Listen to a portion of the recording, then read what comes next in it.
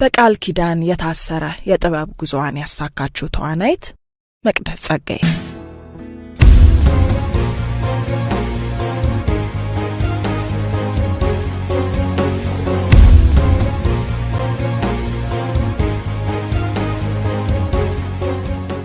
አንዳለም በፈጠራ አትዋሽኝ።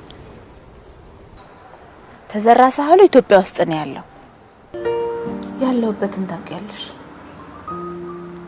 ልጄ ለማየኩ በጧት የመጣሁት አንቺ ጉዳይ ስለሚመለከተኝ ነው። እውነት ንገሪኝ፣ ምንድን ነው ያልሽ?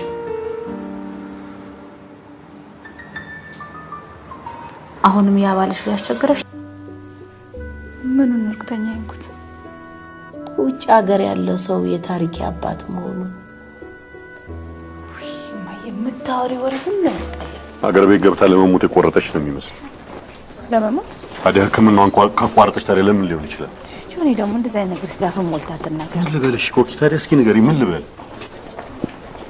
በርግጥ ሕክምናቸውን ማቋረጥ አልነበረባቸውም። አለዚህ ከሆኑ በቃ መሄድ አለብኝ እምልሽ። ባሌ የመጣ ያስቸግረኛል ብለሽኝ አልነበረም እንዴ? አፌ ሲቀባጥር ነው ሲያብል ረወይ ድሊ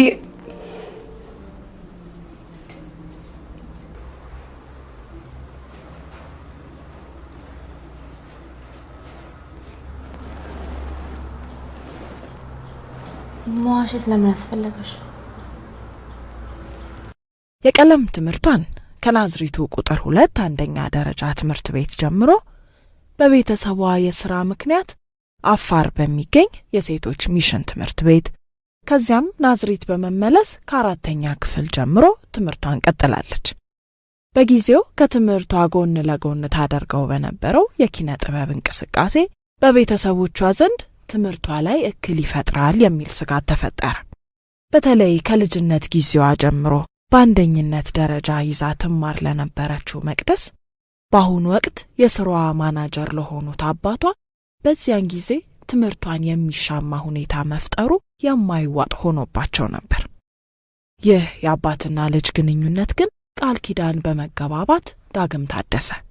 መቅደስ የትምህርቷን ስኬት ለቤተሰቦቿ ሳታሳይ ዳግም ወደ ጥበብ ዓለም ላታይ ተስማምተው የሁለተኛ ደረጃ ትምህርቷን ስታጠናቅቅ ናዝሪት በሚገኘው ሪፍት ቫሊ ዩኒቨርሲቲ ገብታ በኮምፒውተር ሳይንስ የመጀመሪያ የከፍተኛ ትምህርቷን በዲፕሎማ በመጀመር በገጠማት የትምህርት ዕድል አማካኝነትም ወደ ሀገር አሜሪካ በማቅናት ኒውዮርክ በሚገኘው በርክሌ ኮሌጅ በኢንተርናሽናል ቢዝነስ የመጀመሪያ ዲግሪዋን ይዛ ለወላጅ አባቷ አቶ ጸጋዬ የገባችውን ቃል ፈጸመች።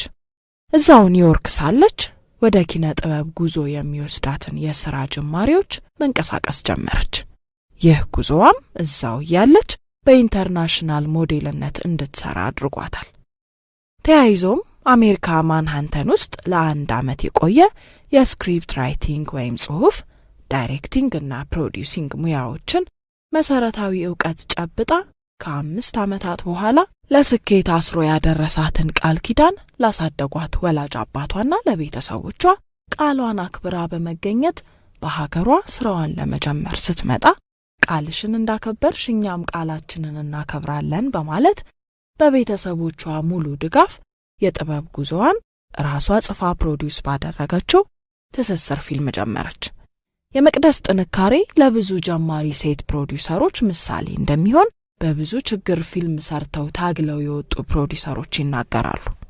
መቅደስ ፊልም ማምረት ከጀመረች በኋላ ተከታታይ የሆኑ ማለትም ትስስር፣ የአዳም ገበና፣ ዘራፍ እንዲሁም ከሌላ ካምፓኒ ፊልሙን በመግዛት ለእይታ ያበቃችው ዲፕሎማት ፊልሞች የጠንካራነቷ መገለጫዎች ናቸው። ከዚህ ሌላ ለተለያዩ ካምፓኒዎች የማስታወቂያ ሞዴል በመሆን በአመትና ከአመት በላይ ጊዜያትን ተፈራርማ ሰርታለች።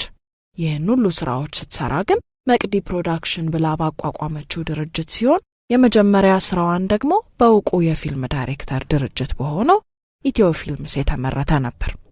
መቅደስ ጸጋዬ ኢቢኤስ ቴሌቪዥን ላይ ታዘጋጀው የነበረው መቅዲ ሾው የተሰኘ ዝግጅት የነበራት ሲሆን ከመቋረጡ አስቀድሞ በርካታ የኪነ ጥበብ ሰዎችን በመጋበዝ ስታዝናናና ቁም ነገር ስታስጨብጥ ቆይታለች። በዚያው በኢቢኤስ ቴሌቪዥን ብዙም ሳትቆይ ተከታታይ የቴሌቪዥን ድራማ ይዛ ብቅ አለች። የተለየ ርዕሰ ጉዳይና መሳጭ የታሪክ አንጓዎች ያሉት የሞጋቾች የተሰኘው ተከታታይ ድራማ በድርጅቱ የሚመረት ሲሆን ራሷም በመሪ ተዋናይነት ትሳተፍበታለች። በርካታ የኪነ ጥበብ ዘርፍ ውስጥ በርካታ ስራዎችን የምትከውነው ተዋናይት፣ ፕሮዲዩሰር፣ ጸሐፊና ኢንተርናሽናል ሞዴሏ መቅደስ ጸጋዬ የጥበብ ስራም ልክ እንደ ህይወቷ ሁሉ ለታዳሚው ለመልካም ሐሳብና ለአርኪ የጥበብ ክንውን በየጊዜው ቃል ኪዳን የሚገባበት የሙያ ዘርፍ ነውና ጓጉቶ ስራዋን ለሚታደመው ታዳሚ ቃሏን አክብራ የምትሰራበት የሥራ ዘመን እንዲሆንላት እንመኛለን። ሰላም።